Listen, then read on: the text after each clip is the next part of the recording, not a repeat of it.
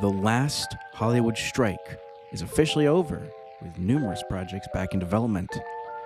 Grand Theft Auto 6 could finally make its debut. A Warner Brothers film shelved for tax reasons. Or was it? Is iMessage really coming to Android smartphones? Roblox is introducing video calling. Disney gets into NFTs, and a world's first eye transplant. This and a whole lot more taking over the headlines of the past 7 days. I'm Jason Grewal, and this is The Fresh Wire.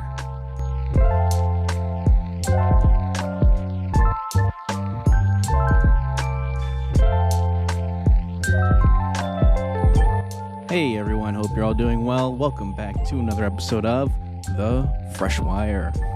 Appreciate everyone that tunes in every Tuesday night or so throughout the week.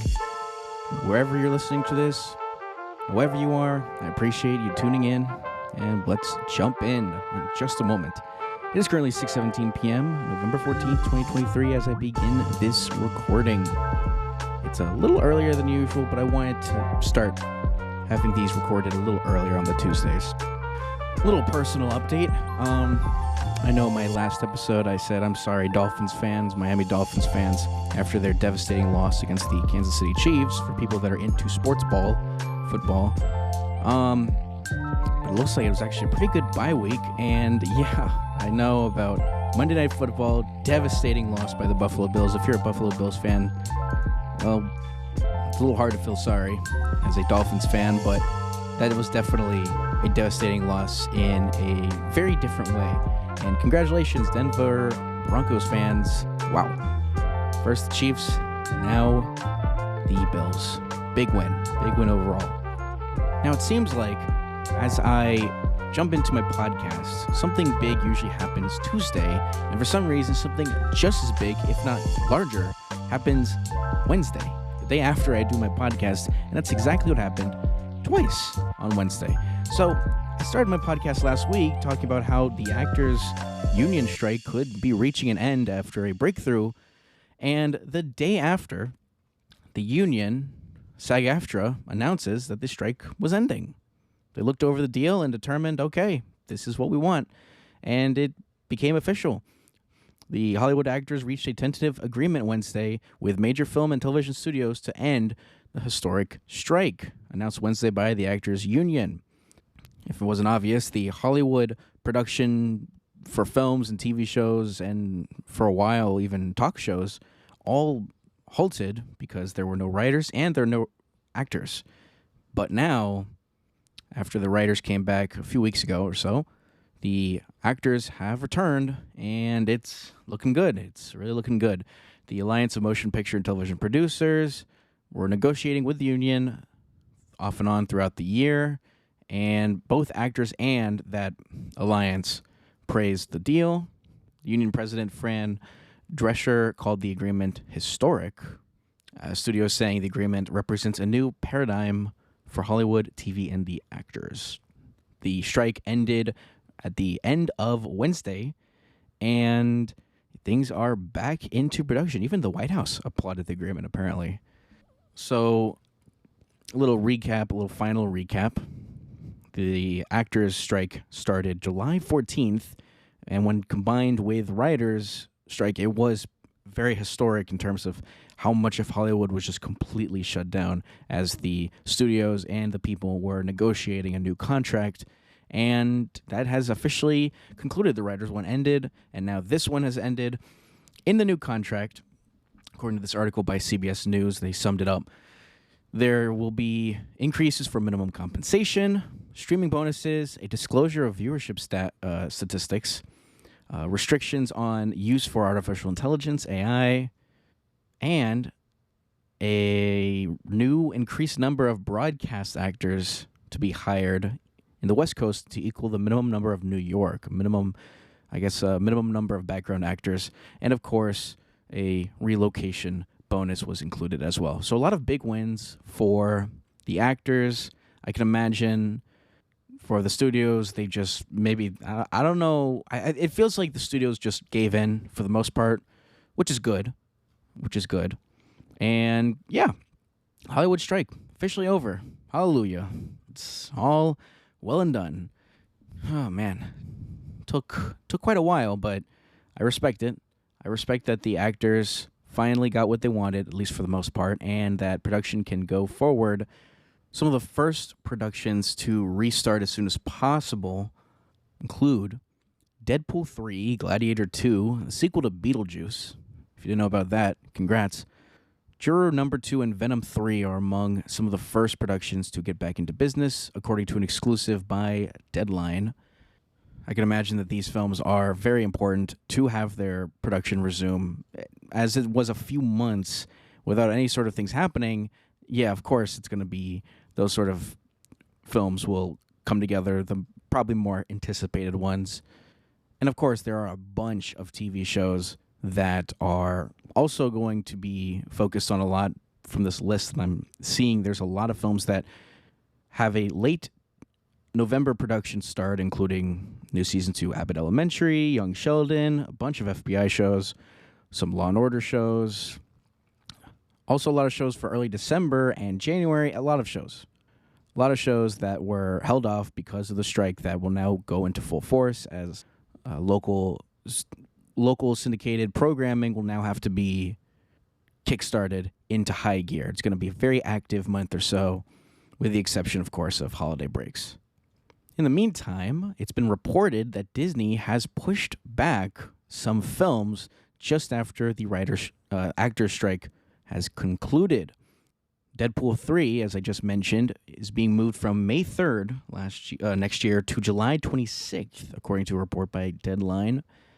Some other films that were recently delayed include some other Marvel films besides Deadpool 3. Captain America: Brave New World was originally set to release July 26th next year. Now will be February 14th, 2025, so around Valentine's Day.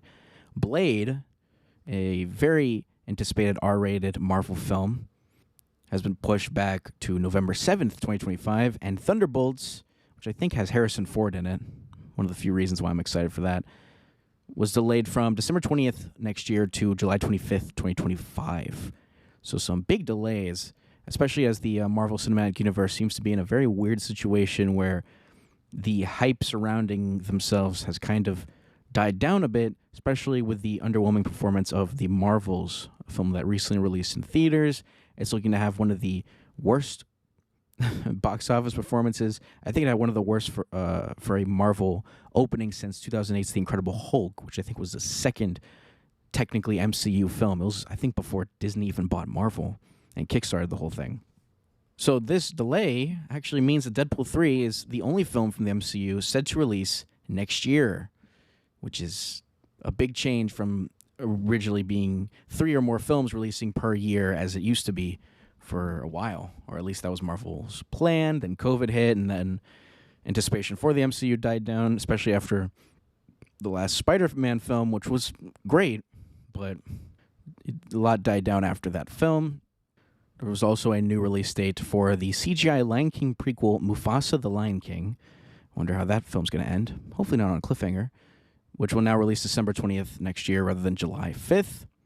And Venom 3, as I mentioned, is one of the first films to be kickstarted into production, was delayed from July 12th recently, July 12th next year to November 8th next year. So some big anticipated film release date changes. Speaking of changes, I recently wrote on an article, you could definitely check it out, thefreshwire.com. Warner Bros. Discovery, I think last year, shelved 2 very big films that were at least near completion, if not almost complete.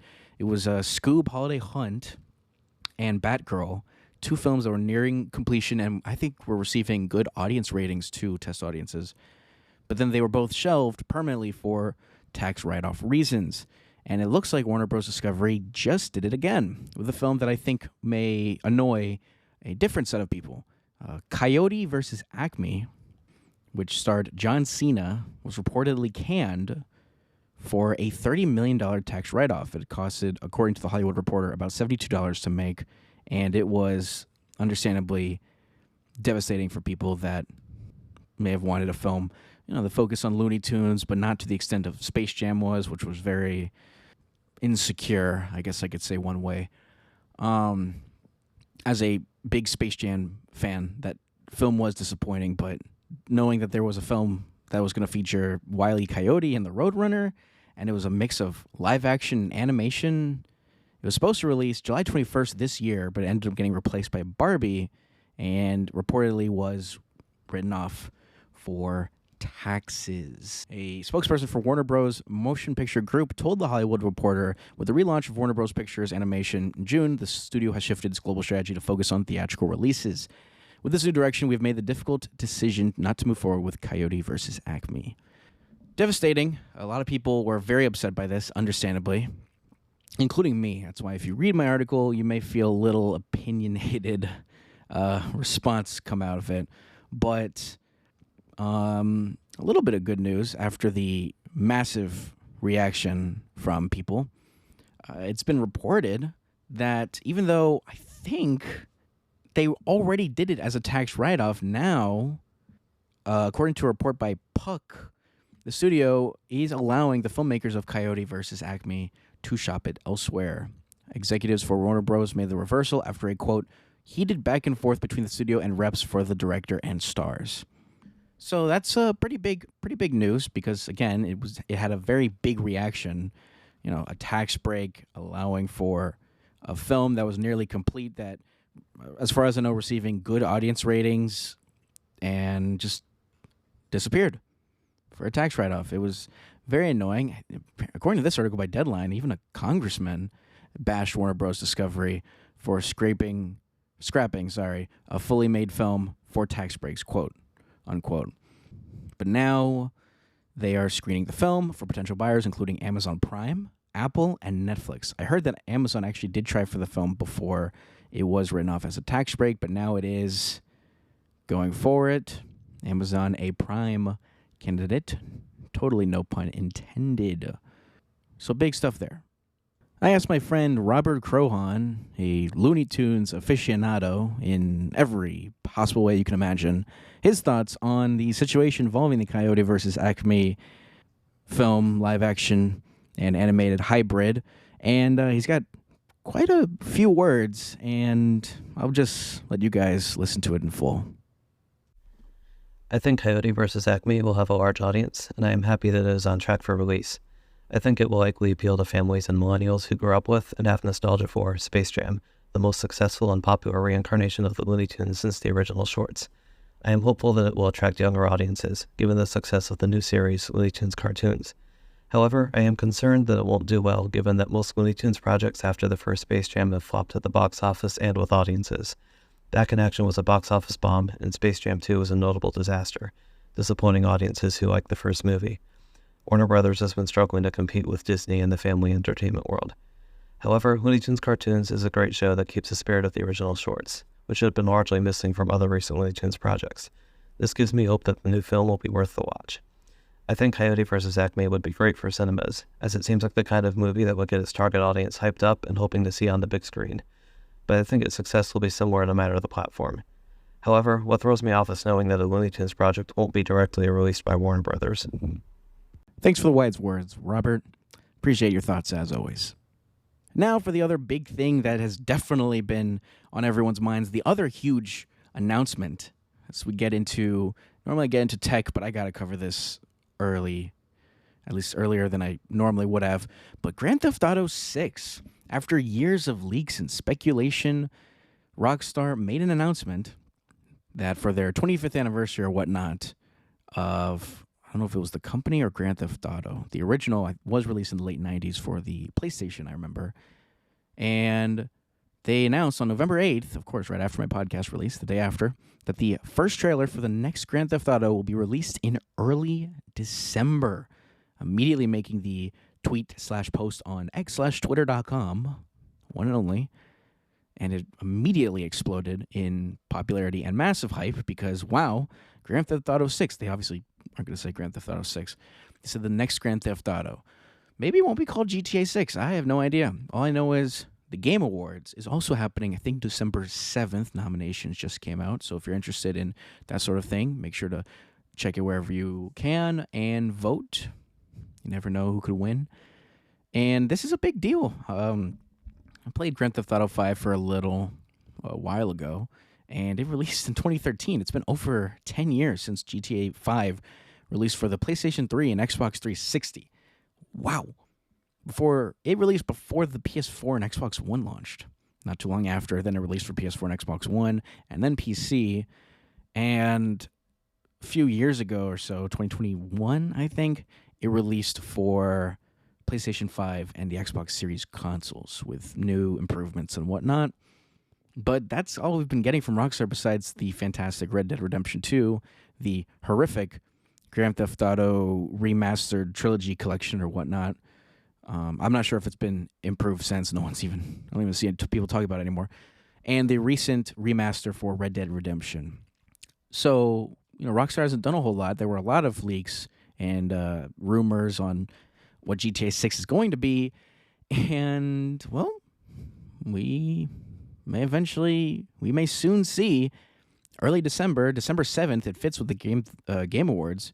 So that really is 3 weeks and 2 days from the time I'm recording this podcast. I will 100% cover that. I may even do a special episode because I'm certain there's a lot of announcements that's going to be made. And you never know, Half-Life 3? No. Unless. Or Metroid Prime 4 even. I'm extremely excited for that, and I will cover everything that happens there that has some meaning or value. Maybe the Bill Clinton kid, anyone that watched the last Game Awards should know what that is about. But yeah, maybe he'll make a surprise appearance. No idea. But I'm excited for that. Maybe I'll finally check out GTA 6 or Grand Theft Auto from the beginning. I was a young lad when GTA 5. I was in middle school when it released, GTA 5, and I've since graduated college. And I've gotten a full-time job. That is insane to say, but it is completely true. Completely true. What is also strangely true, as far as we know, iMessage, the beloved messaging platform for people in the U.S., because it's not very popular outside the U.S. If you have an iPhone, you have definitely heard of iMessage. But if you have an Android, you may have heard it only because you don't have the blue bubbles, at least with iPhone users. And Nothing, a company that has recently started making smartphones and I think earbuds, has just announced earlier today, actually this morning, that iMessage is coming to its newest smartphone, the Nothing Phone 2. Nothing Chats is what's the app name, and it will let owners of the Phone 2 send iMessages to iPhones. Noticeably the first time, a manufacturer for Android phones has integrated something like this into a device that they sell. You haven't heard Samsung say, we got iMessage, because it's always been an iPhone exclusive. You've needed an iOS device or some sort, or a Mac Mini, that's important in just a moment, to have access to iMessage, to send it to other people with iMessage, preferably an iPhone, so you could connect your phone number. So when people send a text, when an iPhone user sends a text to an iPhone user, phone number to phone number, it'll send like an iMessage, if supported. So it's going to be powered by the messaging platform Sunbird, which, as far as I know, has been trying to release their own iteration of an app that Android phones can utilize. I'm not sure if it's free or paid. I think I'm on the wait list. So I've been anticipating it because I think it's a pretty cool thing, to have iMessage access. Depending on how broken up it is, I don't know if I would stick with it, but this just made a massive selling point for the Nothing Phone 2. Nothing wrote on its page that it's doing this because messaging services are dividing phone users, and it wants to, quote, break those barriers down. However, you have to trust Sunbird, as they are the messaging platform that's theoretically allowing this. The FAQ for this whole ordeal says Sunbird's, quote, architecture provides a system to deliver a message from one user to another without ever storing it at any point on its journey, unquote, and that the messages are not stored on its servers. Now, it's technically been possible to have a bridge of sorts for iMessage to an Android phone. I think apps have existed where if you set up your own Mac Mini remotely, to have it remotely connected, have it set up with iMessage, then you can have your own iMessage work. But that's the reliance on you. If your Mac Mini reboots or shuts down and you're not near it, or you can't remotely connect to it, you lose your iMessage services. which is not common for an iPhone that's just always connected or not. In this case, it is a server farm of Mac Minis, and how this will work is that you will have to sign in to this Mac Mini remotely, or at least give your credentials to your Apple account, and then the Mac Mini will route everything for you. In a statement to The Verge, Nothing's U.S. head of public relations said in an email that Sunbird stores user iCloud credentials as a token, quote, in an encrypted database and associated with one of its Mac Minis in the US or Europe, depending on the user's location, and then act as a relay for iMessages through the app. After 2 weeks of inactivity, she's added, Sunbird deletes the account info. Keep in mind, you're still giving up your credentials to iCloud, so, you always have some sort of skeptic situation with that. If you are a main Android user, it's always possible that you probably haven't really used an iCloud or Apple account that much, so you likely don't have a whole lot on it. If you recently went from iPhone to Android, that might not be the case.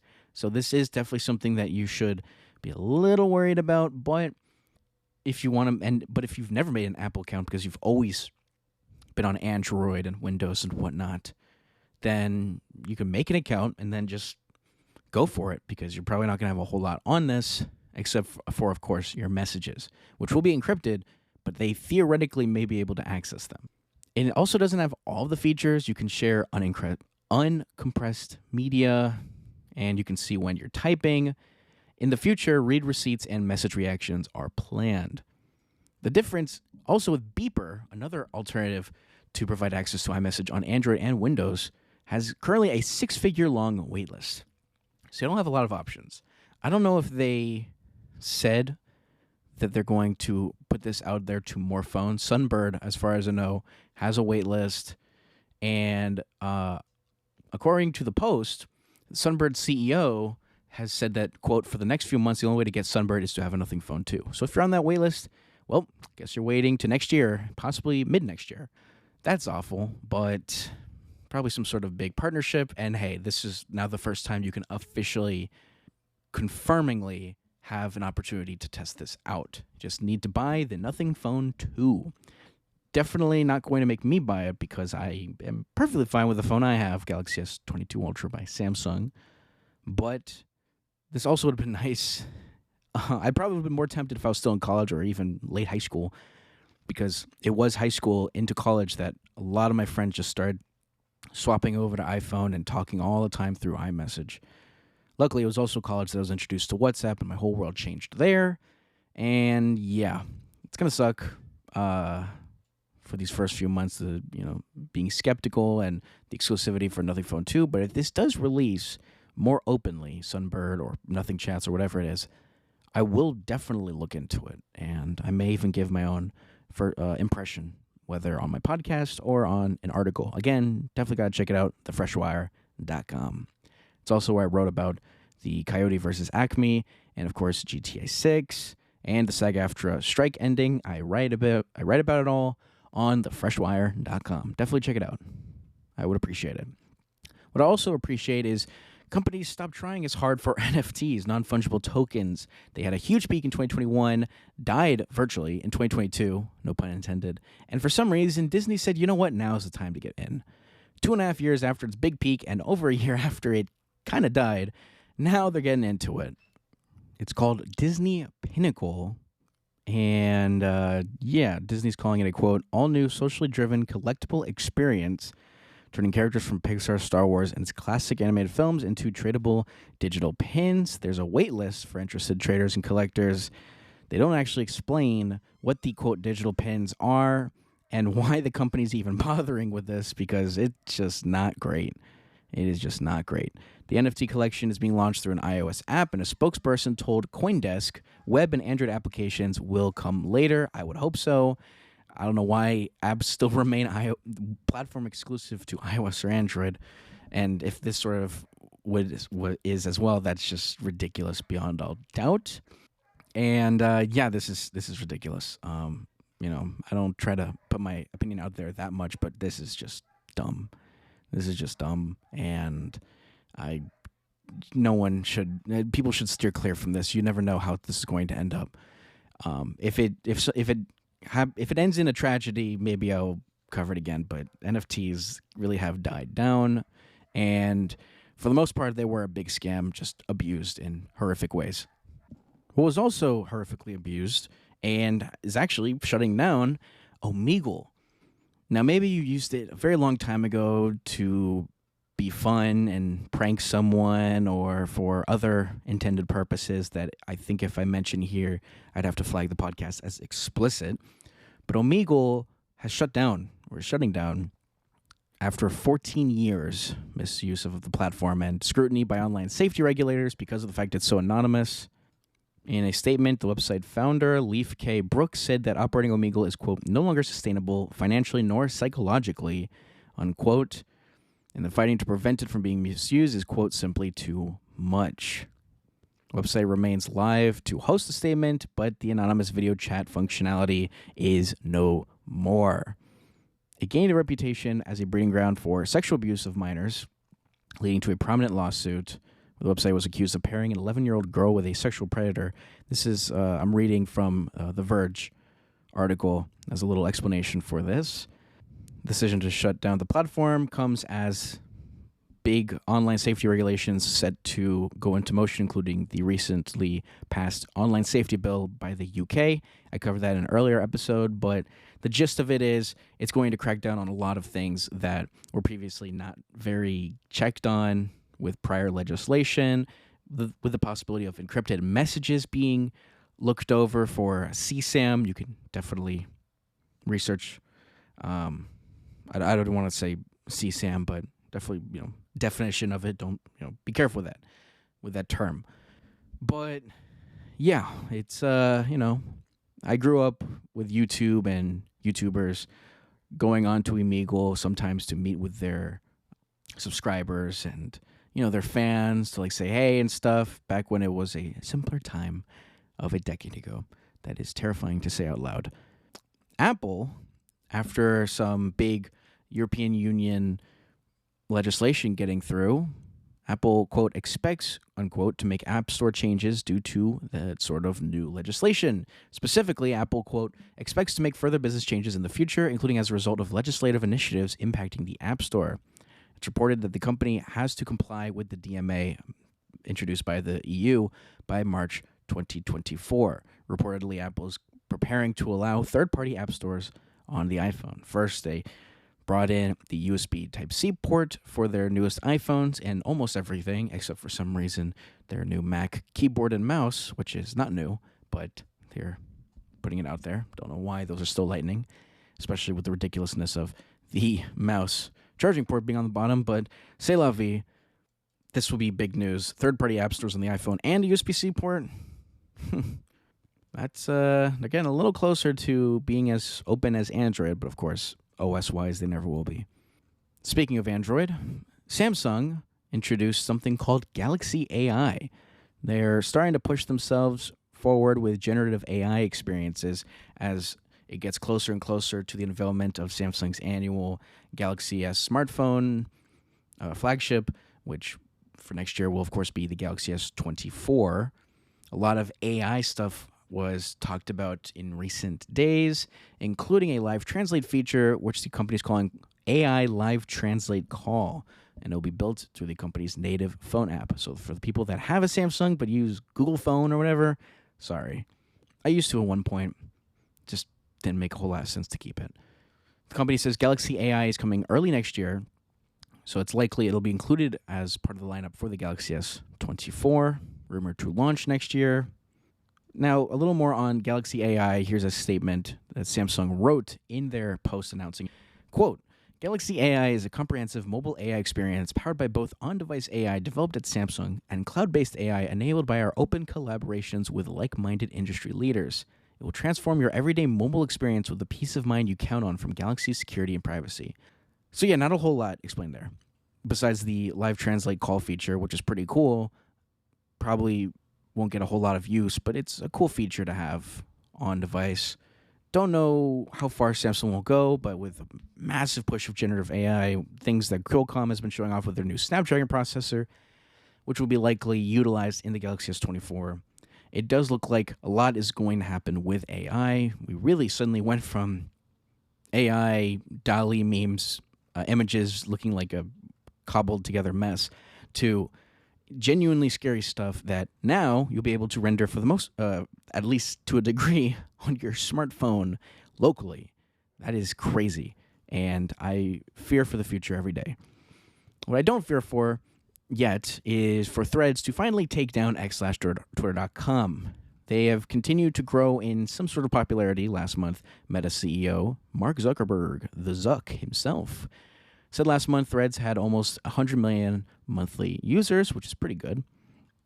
Recently, they got into some hot water because when Threads released, you needed an Instagram account. But once you attached one, and with the new Threads account, you couldn't delete one without the other. That has since changed. You can now delete your Threads account separately from Instagram. They rolled it out in recent days. Looks like yesterday, actually.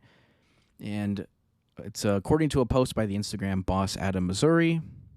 It'll be accessible as a new feature in the settings menu under a new delete or deactivate profile section. And as I see from this example photo by the Instagram boss, it does look pretty legit. You can either deactivate the profile, which will be temporary, it won't be visible to anyone, or you can delete it, where it'll just delete all your content. So, good. I'm glad there's more options. There's still not really that support for ActivityPub, which allows for this federation, this decentralized approach to being able to pick the social media platform you want and still have access to a bunch of other ones. I think Mastodon uses ActivityPub. It's an x/twitter.com alternative, but eventually Threads is supposed to have access to it as well, so that big integration could happen there. I've also been seeing that Threads is getting more integrated into Instagram, and I don't use Facebook enough to know this, but Facebook, or to prove rather, Facebook and Instagram are getting more Threads integration. Sometimes when I scroll through Instagram, I do see Threads post, and as I have the Threads app, if I tap on it, it'll take me to the post. So they're really pushing for Threads, and as a alternative to x/twitter.com, I would like to have options, especially because I'm trying not to use x/twitter.com as much as I can. Also, let me know if x/twitter.com is a good way to finally get through saying that platform owned by Elon Musk, because technically both are true. You can go on twitter.com and open it up. You can call it X and open it up. Speaking of Elon Musk, the one and only, the Cybertruck by Tesla is set to release in the very near future, and if you're one of the first owners, with a price still unknown, Tesla is now kind of forcing you to keep the car for the most part for the first year, as it's going to be tough to get a Cybertruck in the first year. So, of course, scalpers that were able to secure one in the first year that will try to sell it for obscene amounts of money, well, they won't be able to, according to an order agreement that says, quote, "You agree that you will not sell or otherwise attempt to sell the vehicle within the first year following your vehicle's delivery date," unquote. Breaking the deal, which would indicate you selling it without Tesla's permission, because, of course, there could always be a reason, and Tesla could be able to allow exemptions. But breaking the deal could result in your truck being remotely deactivated. Ooh, that's scary.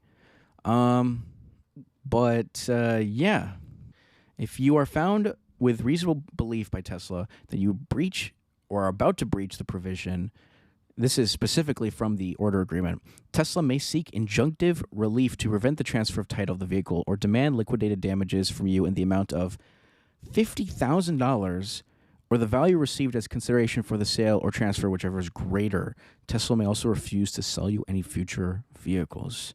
Very scary stuff, and of course, sometimes you just have no words to respond to something like that, and that is why I will probably never buy a Tesla car.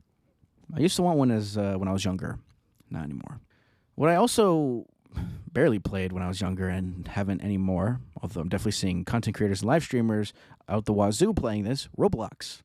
Just a few hours ago, they put up a forum post on their developer forum called The Future of Immersive Communication on Roblox, and it was pretty much to announce that they're launching what's called Roblox Connect and calling APIs for creators.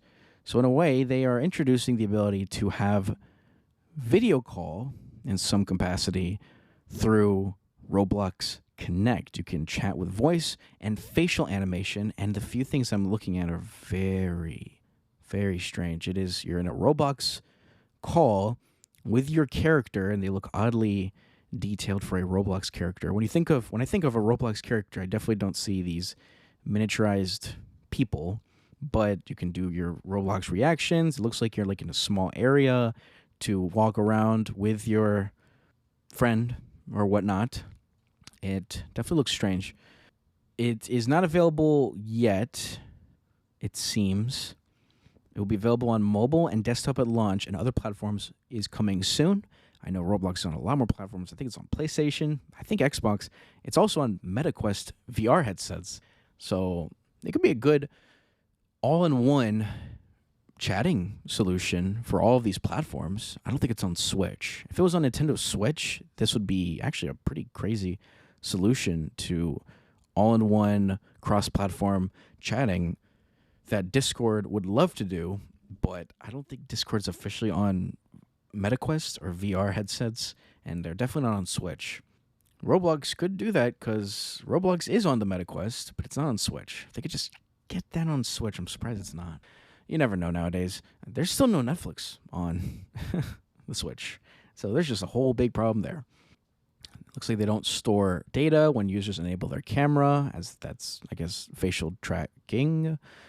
And yeah, also the technology, they say, that powers Roblox Connect will be fully open source. You can build synchronous voice and avatar communication into your experiences, driving further user engagement in new and exciting ways. This is on their developer forum, so of course it's more like, hey, you can now integrate this into whatever you're making for Roblox, rather than it being a more for users to read this. Although, of course, this is user impactful, announcing new APIs and showing off how they could work, or at least will work. I'm not sure when this is going to release. I actually think it released. Yeah, it looks like it actually did release. I see Roblox Connect on Roblox, updated today, November 14th. Created November 9th, so it might have just opened. Okay, so it is accessible now, from the looks of it, on mobile platforms and desktop. So, and it can be integrated into experiences, like I said. So how that will play out in making even crazier Roblox experiences, because I've seen some crazy ones. I mean, at one point, I saw like companies saying Roblox is the metaverse. Wendy's, the metaverse, or whatever it was. McDonald's, I think, even had one. Of course, more than just fast food. I think Walmart had one as well. Like big boy companies. And yeah, definitely interesting. If I was more into Roblox, maybe I'd be hype. But I don't play Roblox. But if you do, congrats. Cool features are heading your way to the experiences you probably love. Or hate. Hate play. It's possible. What's also possible is Valve pulling a Nintendo. Crazy, I know. They, just a few days ago, announced the Steam Deck OLED. Now, the Steam Deck is a handheld gaming device made by Valve, the makers of the huge gaming platform Steam. I actually own a Steam Deck, but it was one of their launch models. It had a lower quality display to OLED and still ran great and still runs pretty good. Valve, not too long after releasing it, says don't expect a Steam Deck 2 anytime soon, and this isn't a Steam Deck 2. The Steam Deck 2 would be a huge improvement in performance and capability. This is the Steam Deck OLED. So like the Nintendo Switch OLED, where its big thing is a nicer display, this is the exact same thing. You get a nicer screen, I think a larger battery, and the screen is also a little larger as well. So this is a big refresh, a larger refresh than the Nintendo Switch OLED was, where it wasn't really a whole lot of a refresh. I mean, hey, the dock can now be firmware updatable. Anyway, the big things with the Steam Deck OLED over the older, I'll call Steam Deck LCD, the display is a custom Samsung display. It's slightly larger, has a higher refresh rate, so lighter games will be able to run even nicer, not just in nicer color accuracy and looks, because that's just how OLEDs normally are compared to traditional LCD displays.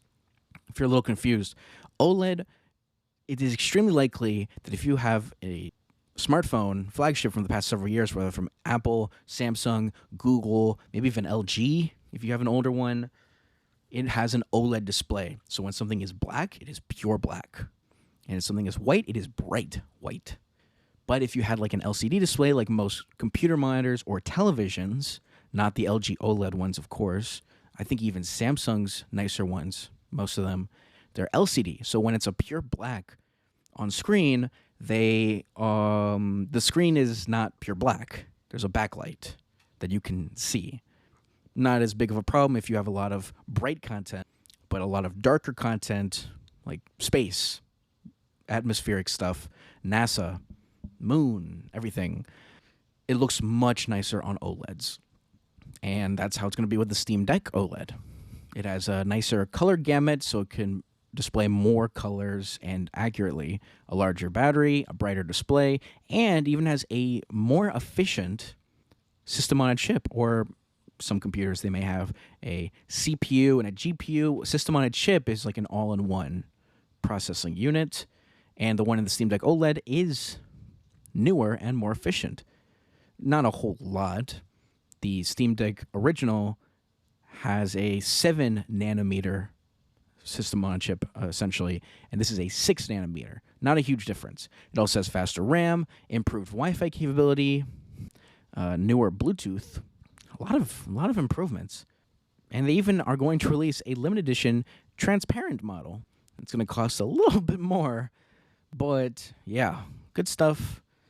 Pretty excited.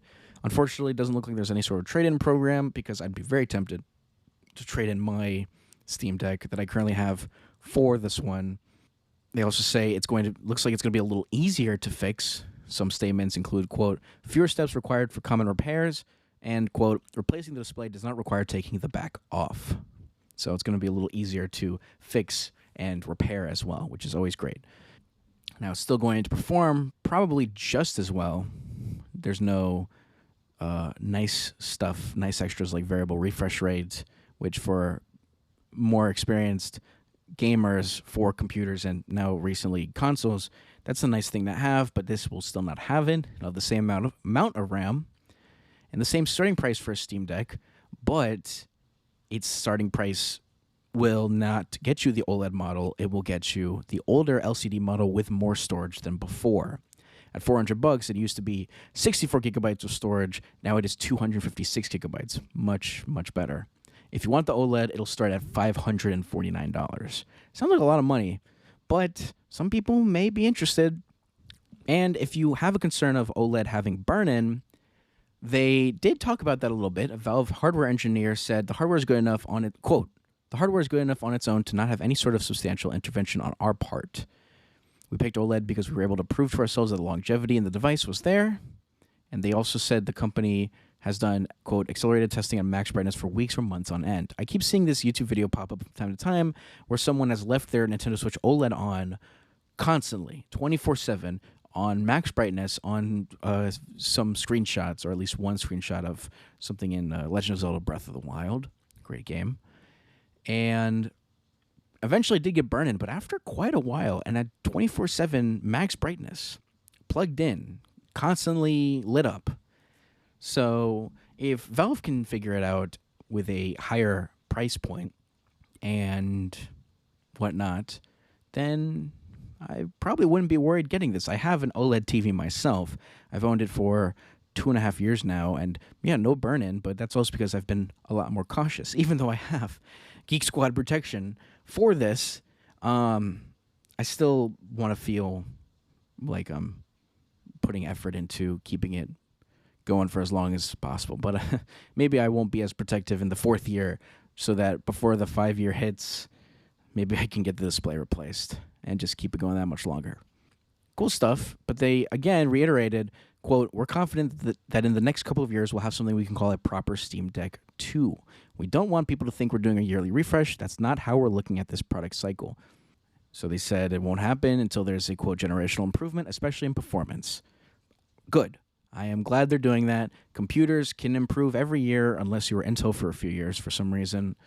And I'm glad that Valve, which uses AMD processing, that they're going to stick with this for a few years, even though newer current generation games like Starfield are running not too well on the Steam Deck, but maybe with a more efficient processor, it could be pushed maybe a little bit further than the older Steam Deck, and performance tests once it releases in the coming days will definitely be something to keep an eye on.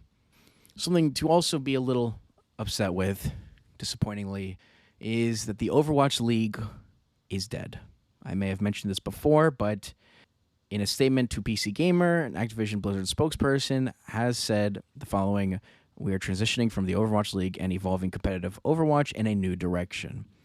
Now, some good news, they had a recent BlizzCon, and they must have listened to a lot of feedback because they needed to for Overwatch 2. There were a lot of problems coming from someone that has put in nearly 1,100 hours into Overwatch 2 and the original, loved it for a very long time, and they actually are showing some signs of life with competitive ranked gaming, gameplay, whatnot, the matches, and it's looking pretty exciting. They're going to do a lot of rehauling, taking some inspiration from the original, putting it in, and I think in the future I could be excited for Overwatch 2 again, but I've really not played it a whole. Even when I've thought of doing so, I just play Apex Legends instead. Hey, if I rage in that game, get a little toxic, of course with the mic off. I mean, games are shorter and a little more entertaining. Maybe I'll get back into live streaming too. We'll see. We're nearing the end. This is a small thing, but I know a couple weeks back I talked about Starfield, a very hyped Bethesda game that did not have this sort of NVIDIA super scaling technology. Well, they listened to people, and I still don't know if it was all an agreement exclusivity with AMD's solution, which is not as good. More compatible, but not as good if you're on an NVIDIA GPU. Well, they finally have done it. The latest beta for Starfield on Steam now lets you try deep learning super sampling by NVIDIA, DLSS. This was announced by Bethesda Wednesday last week, and it will be open to everyone that plays on PC and Xbox later this month. So, good stuff. Now you've got more options for Starfield as they continue to fix bugs and add to it. Some sort of modding shop or store, I think, whatever, is something I think they're going to add next year. So they're going to keep adding to it. I still haven't gotten the game. Maybe a good Black Friday sale, or maybe I'll just get back into Game Pass. Never know nowadays. And a tiny bit of VR talk, because, of course, I had to add something with VR. Talked a little bit about, Roblox, but it got to be something, especially because the Meta Quest 3 has been out for a little bit. But this is actually not on the Quest 3. It's about Beyond. I may have talked about before that Meta may be looking into cheaper options for future MetaQuest VR headsets, because one thing specifically that they may look into selling the Quest 3 without controllers. So the cost of the controllers won't be added in, so it could be maybe $400 instead of $500. Well, the Wall Street Journal has recently reported that a new, quote, lower-priced Quest VR headset is coming. It will be sold in China and, quote, other markets, and will use cheaper lenses than the Quest 3, but a more powerful GPU, or just better processing capabilities, than the older Quest 2, which launched in 2020. Despite leaving China 14 years ago, a preliminary deal with gaming giant Tencent, huge gaming company that may or may not have some share in games and companies you may have an interest in. This is being done with a preliminary deal with the giant Tencent and Meta. And big news, very big news. Of course, they don't specify other markets, but because it is with Tencent, of course, China. But yeah, I mean, obviously this wouldn't be something I would probably just go for the Quest 3 with controllers even.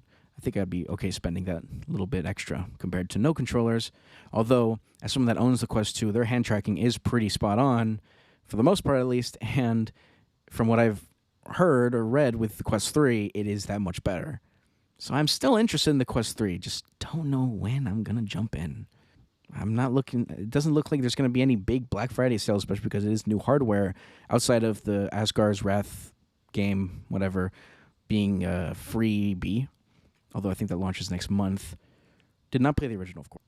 Otherwise, maybe I'd be more excited that it comes with it. But yeah, maybe I'm still interested. If I get the Quest 3, maybe I'll just give the Meta Quest 2 to my mom. Don't know yet.